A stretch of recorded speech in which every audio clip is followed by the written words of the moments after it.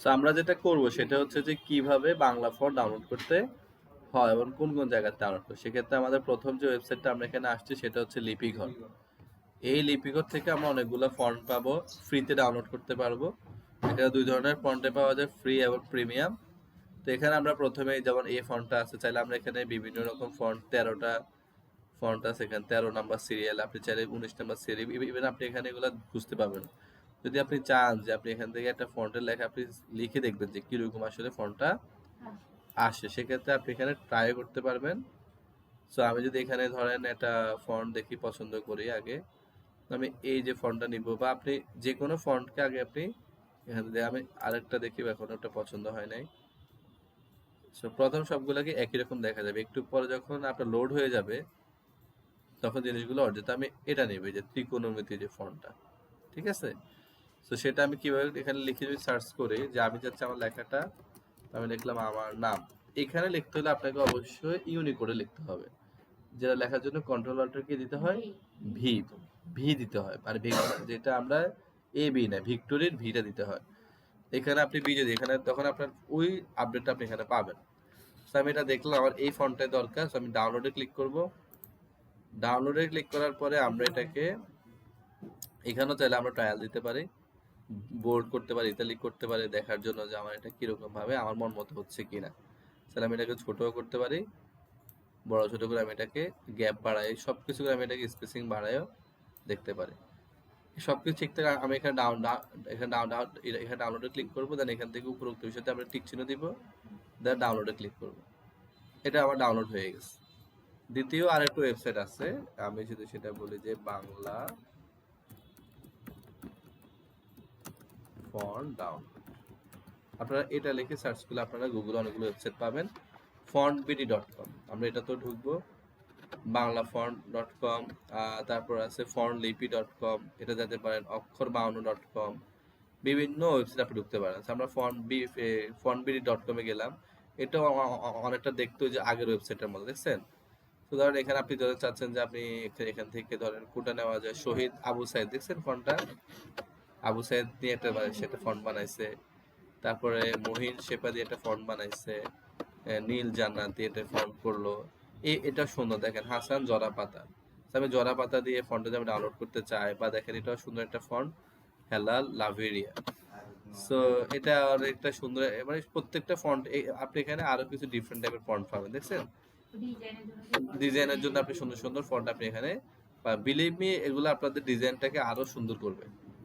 আপনি normal font ব্যবহার করার থেকেও আপনি এগুলো যখন ব্যবহার করবেন, এগুলো আপনার ফন্টটাকে আরো বেশি সুন্দর, আরো বেশি দেখতে ভালো লাগবে আপনার চোখের মধ্যে। হ্যাঁ, এই যে আমার এটাও সুন্দর আছে, একটু স্ট্রেট ফন্ট যারা চান, এই যে মুহিন, মাহিন, সাইদি, তারপরে আবর্তন, এগুলো এগুলো দেখেন যে যিনি মানে যিনি করছে মূলত ওনার এক একটা নাম। আমি এই ফন্টটা নিব, মাহিন জুবের, আমি ডাউনলোডে ক্লিক করব। ঠিক সেম ভাবে আগের মতো চাইলে আমরা এখানে টেস্ট করতে পারি, দেন এখানে ডাউনলোড মাহিন জুবাইর, ডাউনলোডে ক্লিক করলে আমরা এখানে ডাউনলোডটা, তাহলে আমরা দুইটা ওয়েবসাইট থেকে দুইটা ফন্ট ডাউনলোড করলাম নাকি। এবার এগুলো আমাদের অ্যাডোবি ইলাস্ট্রেটরে আমরা কিভাবে নিয়ে আসব সেটা আমাদের দেখার বিষয়। আমরা আমাদের ফাইলসে চলে গেলাম, সেখানে আমরা গিয়ে দেখলাম যে আমাদের দুইটা ফাইল এখানে চলে আসছে। এগুলো অবশ্যই জিপ ফাইল আকারে থাকে। সেক্ষেত্রে আমরা রাইট ক্লিক করে এক্সট্রাক্ট ফাইল, দেন আমরা ওকে দিলে এটা আমাদের ফাইলটা ওপেন হয়ে গেছে। আর একটা ফাইল, এটাকে আমি এক্সট্রাক্ট করলাম, দেন ওকে দিলাম। এগুলো করার পরে আমার এগুলো তো দরকার নেই, জিপ ফাইলগুলো আসলে আমার দরকার নাই। আমি এটাকে ডিলিট করে দিলাম। আমার এখন মূলত এইগুলো আমার দরকার। আমি ভিতরে ঢুকবো, রাইট ক্লিক করে ভিতরে ঢুকবো, ইউনিকোডে আছে এটা। এই দুইটা ফন্ট মূলত আপনি ইউনিকোডে, FN মাহিদ জুবাইর, আপনি এগুলোকে বিজয় হিসেবে লিখতে পারবেন না, ঠিক আছে। এগুলো আপনাকে ওয়েবসাইটে আপনাকে ফন্টটা আপনাকে অবশ্যই মানে ইউনিকোডে লিখতে হবে।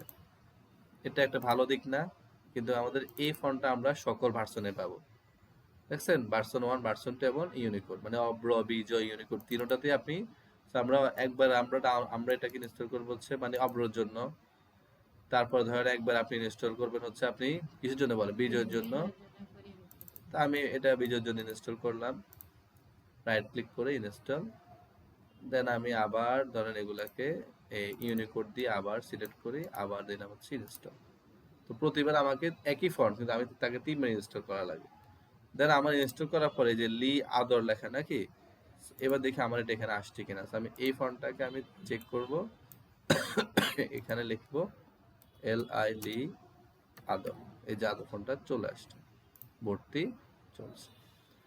সো এইভাবে খুব ইজিলি আমরা এটা, আর অবশ্যই মনে রাখবেন যে ফন্টগুলো ডাউনলোড করার পরে চেষ্টা করবেন এগুলাকে আপনার একটা ফোল্ডারের মধ্যে নিয়ে যাওয়া, যাতে আপনি ভবিষ্যতে এগুলো খুঁজে পান। সেক্ষেত্রে আমি ওই যে আপনাদেরকে একটা প্র্যাকটিস ফাইল দিলে সবসময়, ওই প্র্যাকটিস ফাইলে গেলে বাংলা ফন্ট নামে একটা ফোল্ডার পাবেন। তো সেখানে আমি আপনাদেরকে ফোল্ডারগুলো, যেমন এই যে মাহিন জুবের যে ফন্টটা, আমি এই যে আমরা কোনটা ছিল আদর না, আমি এগুলাকে কপি করে সবগুলো আপনাদের জন্য যে বাংলা ফন্ট, যাতে আপনারা বারবার না করা লাগে, সেক্ষেত্রে আপনি সবগুলো একসাথে পাবেন। এই যে অল ফন্টে গেলে সবগুলো আপনি একসাথে ইনস্টল করতে পারবেন, মানে বারবার আপনাকে ফোল্ডারগুলোতে ঢোকা লাগে না। বুঝছি বিষয়টা? আমি এটা কপি করলাম, দেন এটাকেও কপি করলাম, এখানে এসে আমি পেস্ট করে দিলাম, দেন নিচেরটা কপি করলাম, দেন এখানে এসে আমি পেস্ট করে দিলাম। আপনারা বাংলা ফন্টগুলো নিয়ে গেলে আপনারা আমার থেকে আপনারা যেটা করবেন, এখানে মনে হয় নীলাদ্রি ফন্টটা নাই, বাকি মোটামুটি কিছু ফন্ট সবগুলোকে সিলেক্ট করে রাইট বাটনে ক্লিক করে ইনস্টল দিলে ইনস্টল হয়ে যাবে। এই হচ্ছে বেসিক বাংলা আনার বিষয়। তো যেটা বারবার মনে রাখতে হবে, বাংলা লেখার জন্য যদি আমাদের কিবোর্ডে যেটা গুরুত্বপূর্ণ বিষয়, যে আমাদের কিবোর্ডে প্রথম সেটা এভাবে থাকবে, দেন সেটাকে আমরা এখান থেকে বাংলা ফন্ট সিলেক্ট করব। বাংলা ফন্ট সিলেক্ট করার পরে সেটাকে আমরা কন্ট্রোল অল্টার বি দিয়ে, বিজয় লেখার জন্য কন্ট্রোল অল্টার বি দিয়ে আমরা দিব, আর ইউনিকোডে লেখার জন্য কন্ট্রোল অল্টার ভি প্রেস করব, দুইটা বি। আবার বাংলা থেকে যখন আমরা যখন ইংরেজি আনবো, তখনও ঠিক আমাদেরকে সেম ভাবে কি দিতে হবে, সেম ভাবে আমাদেরকে কন্ট্রোল অল্টার, এখন যে আমি লিখতে আমরা আবার সেম ভাবে আমরা সেটাকে কন্ট্রোল অল্টার ভি দিয়ে আমি এটাকে চেক করতে, তাহলে আমরা অ্যাক্টিভ করার জন্য কি দিতে হবে, কন্ট্রোল অল্টার প্লাস বি দিলে কি হবে, বিজয়। আবার আমরা control alter control plus alt plus V দিলে হচ্ছে আমাদের ইউনিকোড। ঠিক আছে, এইভাবে করে আমরা এগুলা কাজে লাগাতে পারবো। তো আশা করি আপনারা বুঝবেন।